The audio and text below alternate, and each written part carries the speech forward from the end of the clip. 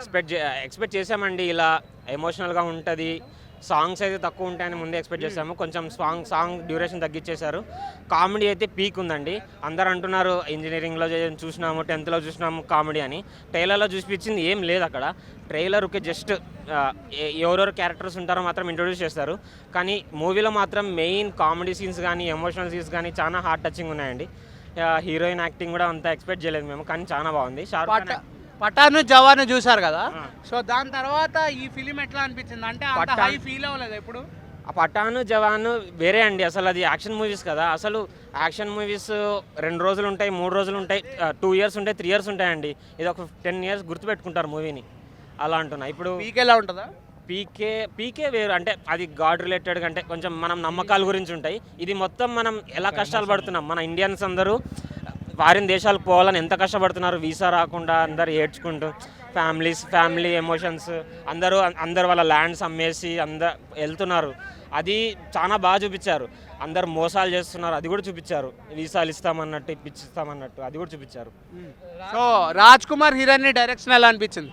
ఆయన ఎప్పుడైనా సరే మా అందరికీ తెలుసు ట్రైలర్ ఎట్లున్నా టీజర్ ఎట్లున్నా 2.5 గంటలు కూర్చోబెడతాడు సినిమాలో. ఇదే స్టోరీ ఎంత పెద్ద డైరెక్టర్ కన్నా ఇవ్వండి ఫ్లాప్ అవుతుంది మూవీ.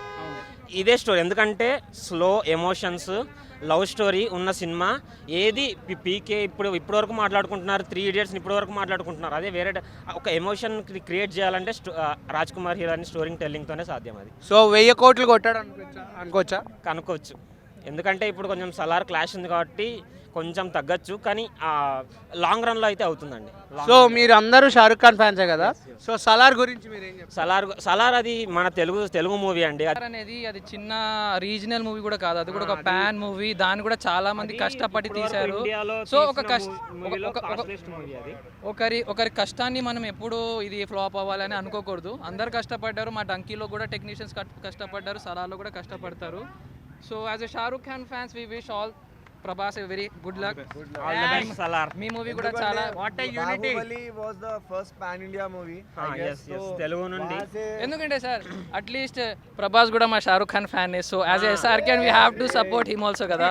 సో నేను కూడా వెళ్తా ప్రభాస్ మూవీకి, సలార్కి వెళ్తా. ఒక ఎస్ఆర్ కెన్ మూవీ అది కూడా. యాక్చువల్ ప్రభాస్ని కూడా రప్పాల్సింది ఇక్కడ డంకి. సో ఆయన సలార్లో బిజీగా ఉన్నారు, కుదరలే. కానీ నిజంగా సలార్ కూడా మంచి మూవీ.